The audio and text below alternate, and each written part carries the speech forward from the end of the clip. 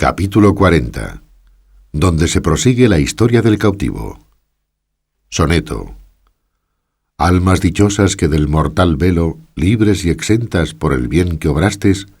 desde la baja tierra os levantastes a lo más alto y lo mejor del cielo, y ardiendo en ira y en honroso celo, de los cuerpos la fuerza ejercitastes, que en propia y sangre ajena colorastes el mar vecino y arenoso suelo. Primero que el valor faltó la vida en los cansados brazos que muriendo, con ser vencidos llevan la victoria, y esta vuestra mortal triste caída, entre el muro y el hierro os va adquiriendo fama que el mundo os da y el cielo gloria. De esa misma manera lo sé yo, dijo el cautivo, pues el del fuerte, si mal no me acuerdo, dijo el caballero, dice así.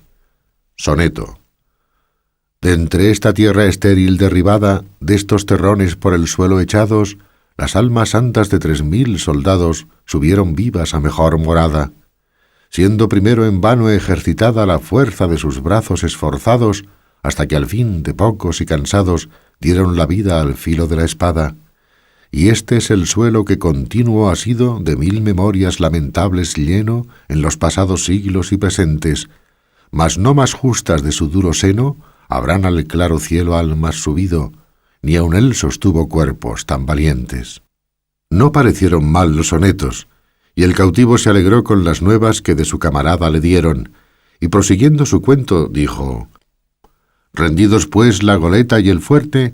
los turcos dieron orden en desmantelar la goleta, porque el fuerte quedó tal que no hubo que poner por tierra, y para hacerlo con más brevedad y menos trabajo, la minaron por 3 partes. Pero con ninguna se pudo volar lo que parecía menos fuerte, que eran las murallas viejas, y todo aquello que había quedado en pie de la fortificación nueva que había hecho el Fratín con mucha facilidad vino a tierra. En resumen, la armada volvió a Constantinopla triunfante y vencedora, y de allí a pocos meses murió mi amo el Uchalí, al cual llamaban Uchalí Fartax, que quiere decir en lengua turquesca el renegado tiñoso, porque lo era, y es costumbre entre los turcos ponerse nombres de alguna falta que tengan o de alguna virtud que en ellos haya.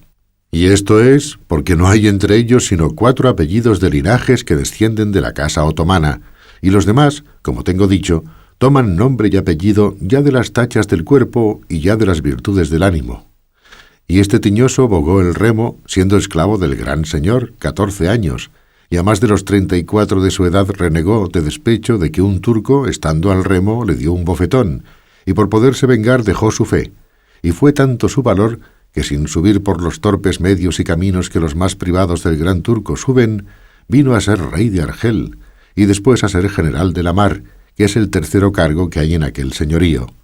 Era calabrés de nación y moralmente fue hombre de bien y trataba con mucha humanidad a sus cautivos, que llegó a tener 3000, los cuales, después de su muerte, se repartieron como él lo dejó en su testamento entre el gran señor, que también es hijo heredero de cuantos mueren y entra a la parte con los más hijos que deja el difunto, y entre sus renegados. Y yo cupe a un renegado veneciano, que siendo grumete de una nave, le cautivó el Uchalí, y le quiso tanto, que fue uno de los más regalados garzones suyos, y él vino a ser el más cruel renegado que jamás se ha visto. Llamábase Hazán Agá, y llegó a ser muy rico y a ser rey de Argel, con el cual yo vine de Constantinopla algo contento por estar tan cerca de España, no porque pensase escribir a nadie el desdichado suceso mío, sino por ver si me era más favorable la suerte en Argel que en Constantinopla, donde ya había probado 1000 maneras de huirme y ninguna tuvo sazón ni ventura. Y pensaba en Argel buscar otros medios de alcanzar lo que tanto deseaba, porque jamás me desamparó la esperanza de tener libertad. Y cuando en lo que fabricaba, pensaba y ponía por obra no correspondía el suceso a la intención, luego sin abandonarme fingía y buscaba otra esperanza que me sustentase, aunque fuese débil y flaca. Con esto entretenía la vida cerrado en una prisión o casa que los turcos llaman baño, donde encierran los cautivos cristianos, así los que son del rey como de algunos particulares, y los que llaman del almacén, que es como decir cautivos del concejo, que sirven a la ciudad en las obras públicas que hace y en otros oficios, y estos tales cautivos tienen muy dificultosa su libertad, que como son del común y no tienen amo particular, no hay con quien tratar su rescate, aunque le tengan. En estos baños, como tengo dicho, suelen llevar a sus cautivos algunos particulares del pueblo, principalmente cuando son de rescate, porque allí los tienen holgados y seguros hasta que venga su rescate. También los cautivos del rey, que son de rescate, no salen al trabajo con la demás chusma, sino es cuando se tarda su rescate, que entonces, por hacerles que escriban por él con más ahínco, les hacen trabajar e ir por leña con los demás, que es un no pequeño trabajo. Yo, pues, era uno de los de rescate, que como se supo que era capitán, puesto que dije mi poca posibilidad y falta de hacienda, no aprovechó nada para que no me pusiesen en el número de los caballeros y gente de rescate. Pusiéronme una cadena, más por señal de rescate que por guardarme con ella, y así pasaba la vida en aquel baño con otros muchos caballeros y gente principal, señalados y tenidos por de rescate. Y aunque la hambre y desnudez pudiera fatigarnos a veces, y aun casi siempre, ninguna cosa nos fatigaba tanto como oír y ver a cada paso las jamás vistas ni oídas crueldades que mi amo usaba con los cristianos. Cada día ahorcaba el suyo, empalaba a éste, desorejaba a aquel, y esto por tan poca ocasión y tan sin ella, que los turcos conocían que lo hacía no más de por hacerlo, y por ser natural condición suya ser homicida de todo el género humano. Solo libro bien con él un soldado español llamado tal de Saavedra, al cual, con haber hecho cosas que quedarán en la memoria de aquellas gentes por muchos años, y todas por alcanzar libertad, jamás le dio palo, ni se lo mandó dar, ni le dijo mala palabra. Y por la menor cosa de muchas que hizo, temíamos todos que había de ser empalado, y así lo temió él más de una vez. Y si no fuera porque el tiempo no da lugar, yo dijera ahora algo de lo que este soldado hizo, que fuera parte para entreteneros y admiraros harto mejor que con el cuento de mi historia. Digo pues que encima del patio de nuestra prisión caían las ventanas de la casa de un moro rico y principal, las cuales, como de ordinario son las de los moros, más eran agujeros que ventanas, y aun éstas se cubrían con celosías muy espesas y apretadas. Acaeció pues que un día, estando en un terrado de nuestra prisión con otros 3 compañeros, haciendo pruebas de saltar con las cadenas por entretener el tiempo, estando solos, porque todos los demás cristianos habían salido a trabajar, alcé acaso los ojos y vi que por aquellas cerradas ventanillas que he dicho parecía una caña, y al remate de ella puesto un lienzo atado, y la caña se estaba blandeando y moviéndose casi como si hiciera señas que llegásemos a tomarla. Miramos en ello, y uno de los que conmigo estaban fue a ponerse debajo de la caña por ver si la soltaban o lo que hacían. Pero así como llegó, alzaron la caña y la movieron a los 2 lados como si dijeran no con la cabeza. Volvióse el cristiano y tornáronla a bajar y a hacer los mismos movimientos que primero. Fue otro de mis compañeros y sucedióle lo mismo que al primero. Finalmente fue el tercero, y avínole lo que al primero y al segundo. Viendo yo esto, no quise dejar de probar la suerte, y así como llegué a ponerme debajo de la caña, la dejaron caer, y dio a mis pies, dentro del baño. Acudí luego a desatar el lienzo, en el cual vi un nudo, y dentro de él venían 10 cianís, que son unas monedas de oro bajo que usan los moros, que cada una vale 10 reales de los nuestros. Si me holgué con el hallazgo, no hay para qué decirlo, pues fue tanto el contento como la admiración de pensar de dónde podía venirnos aquel bien, especialmente a mí, pues las muestras de no haber querido soltar la caña sino a mí, claro decía que a mí se hacía la merced. Tomé mi buen dinero, quebré la caña, volvíme al terradillo, miré la ventana y vi que por ella salía una muy blanca mano que la abría y cerraba muy apriesa. Con eso entendimos o imaginamos que alguna mujer que en aquella casa vivía nos debía de haber hecho aquel beneficio, y en señal de lo que agradecíamos hicimos zalemas a uso de moros, inclinando la cabeza, doblando el cuerpo y poniendo los brazos sobre el pecho. De allí a poco sacaron por la misma ventana una pequeña cruz hecha de cañas, y luego la volvieron a entrar. Esta señal nos confirmó en que alguna cristiana debía de estar cautiva en aquella casa, y era la que el bien nos hacía. Pero la blancura de la mano y las ajorcas que en ella vimos nos deshizo este pensamiento, puesto que imaginamos que debía de ser cristiana renegada, a quien de ordinario suelen tomar por legítimas mujeres sus mismos amos, y aún lo tienen a ventura, porque las estiman en más que las de su nación.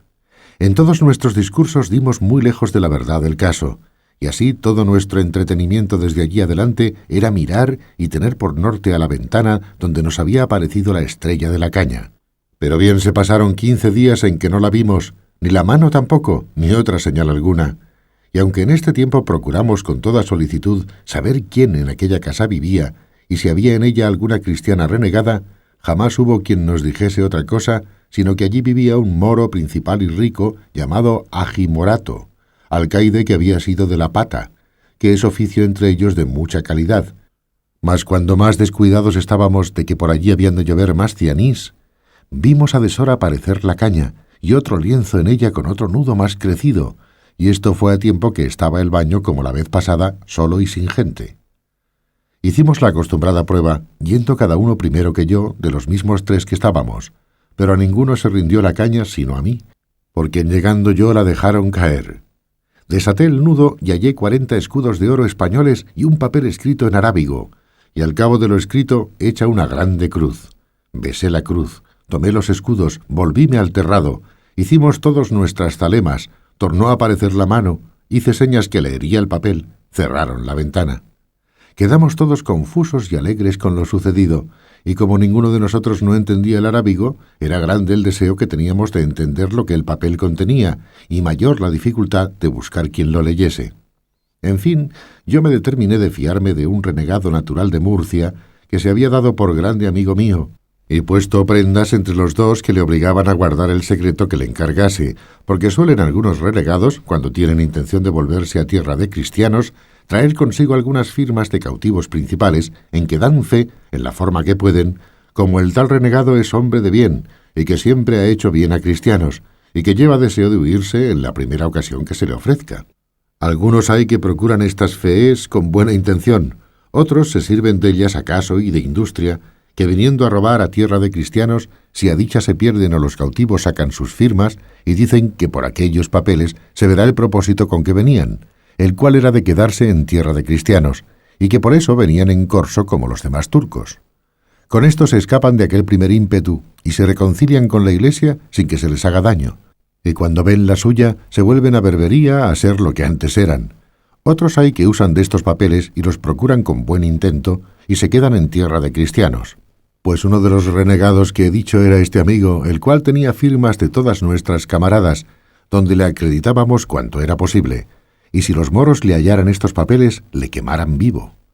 Supe que sabía muy bien arábigo, y no solamente hablarlo, sino escribirlo, pero antes que del todo me declarase con él, le dije que me leyese aquel papel que acaso me había hallado en un agujero de mi rancho. Abrióle, y estuvo un buen espacio mirándole y construyéndole, murmurando entre los dientes. Preguntéle si lo entendía, díjome que muy bien, y que si quería que me lo declarase palabra por palabra, que le diese tinta y pluma, porque mejor lo hiciese. Dímosle luego lo que pedía, y él poco a poco lo fue traduciendo, y en acabando dijo: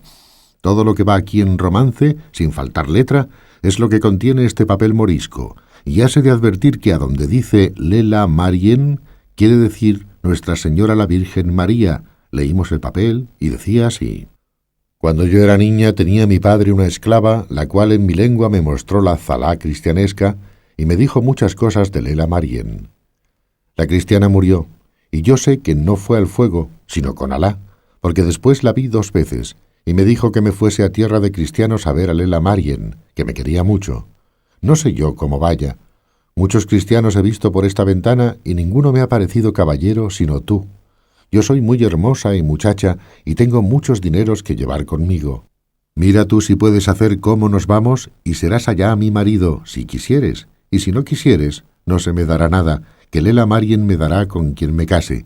Yo escribí esto, mira a quién lo das a leer, no te fíes de ningún moro, porque son todos marfuces. De esto tengo mucha pena, que quisiera que no te descubrieras a nadie, porque si mi padre lo sabe, me echará luego en un pozo y me cubrirá de piedras. En la caña pondré un hilo, ata allí la respuesta, y si no tienes quien te escriba arábigo, dímelo por señas, que Lela Marien hará que te entienda. Ella y Alá te guarden, y esa cruz que yo beso muchas veces, que así me lo mandó la cautiva. Mirad, señores, si es razón que las razones de este papel nos admirasen y alegrasen, y así lo uno y lo otro fue de manera que el renegado entendió que no acaso se había hallado aquel papel, sino que realmente a alguno de nosotros se había escrito, y así nos rogó que si era verdad lo que sospechaba, que nos fiásemos de él, y se lo dijésemos, que él aventuraría su vida por nuestra libertad. Y diciendo esto, sacó del pecho un crucifijo de metal, y con muchas lágrimas juró por el Dios que aquella imagen representaba, en quien él, aunque pecador y malo, bien y fielmente creía, de guardarnos lealtad y secreto en todo cuanto quisiésemos descubrirle, porque le parecía y casi adivinaba que por medio de aquella que aquel papel había escrito, había él y todos nosotros de tener libertad,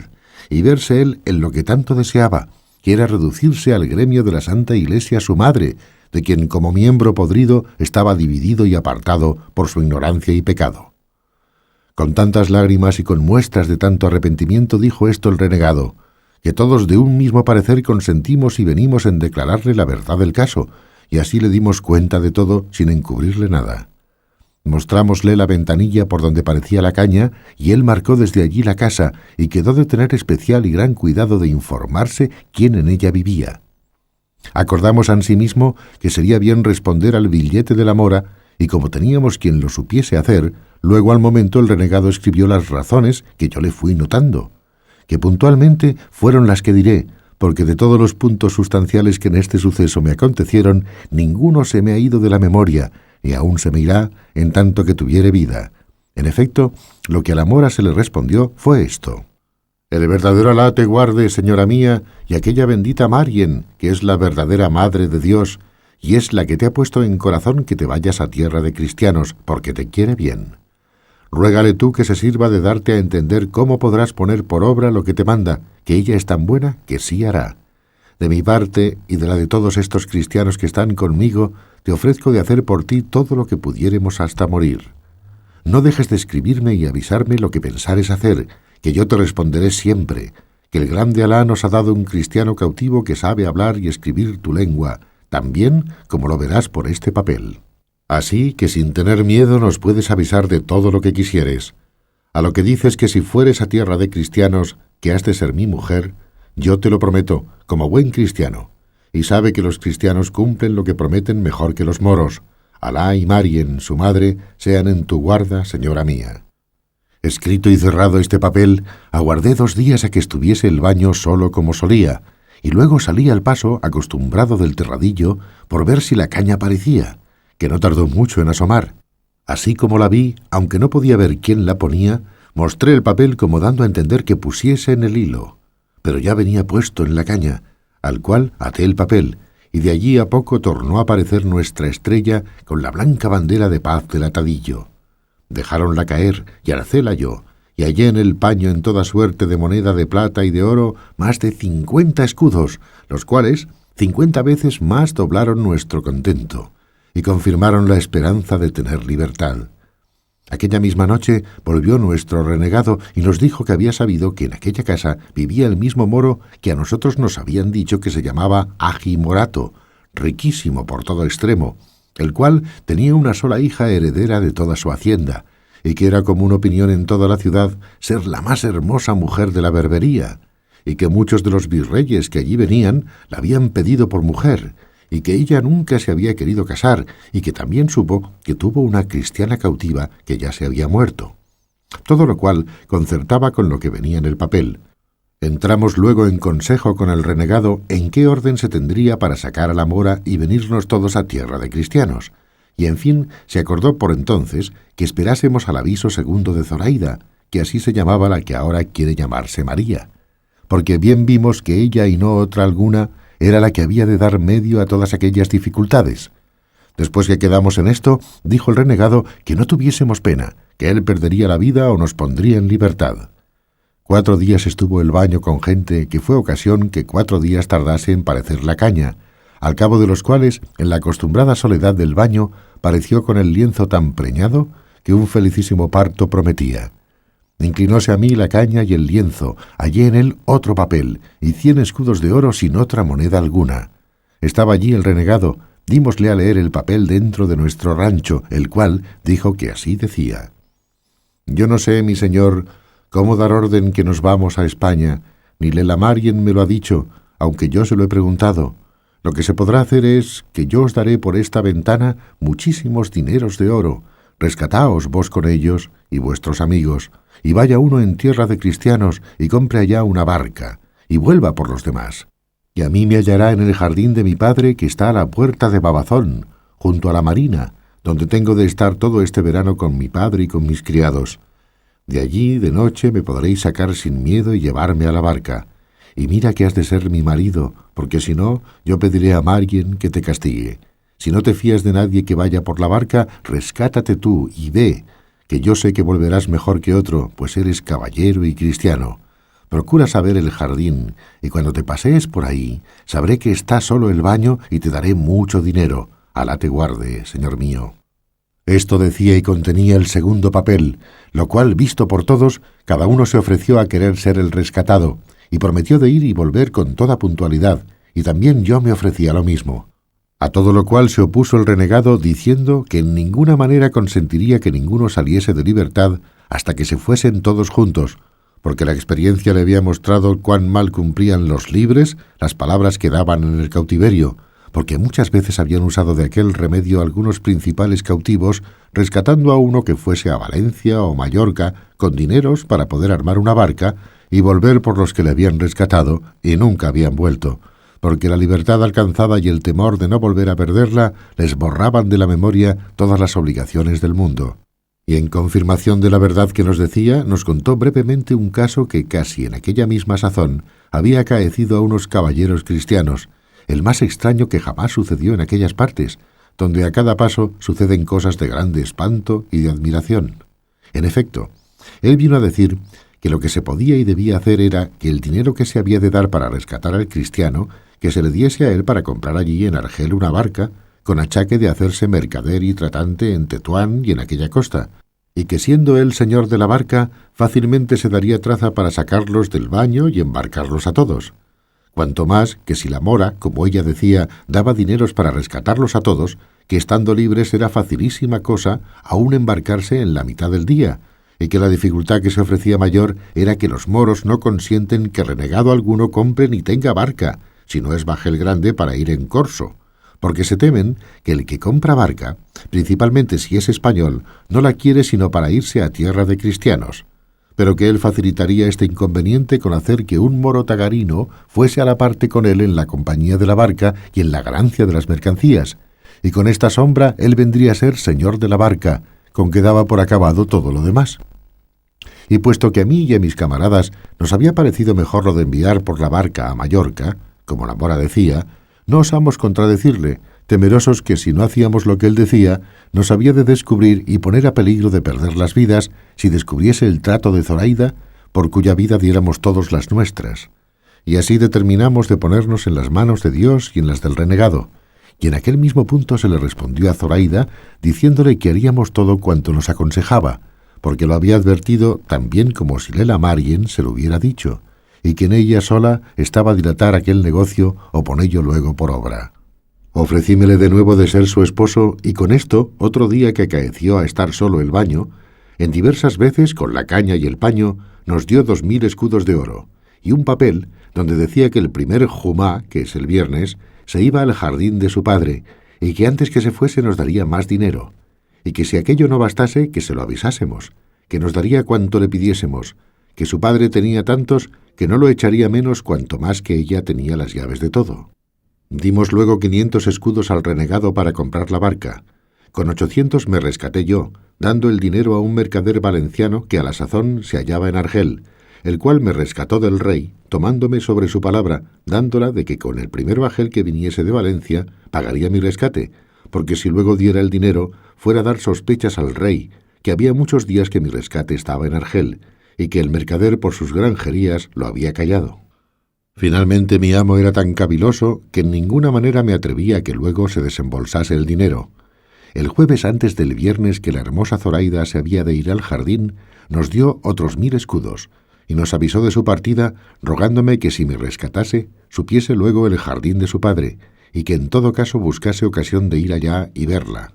Respondíle en breves palabras que así lo haría y que tuviese cuidado de encomendarnos a Lela Marien con todas aquellas oraciones que la cautiva le había enseñado.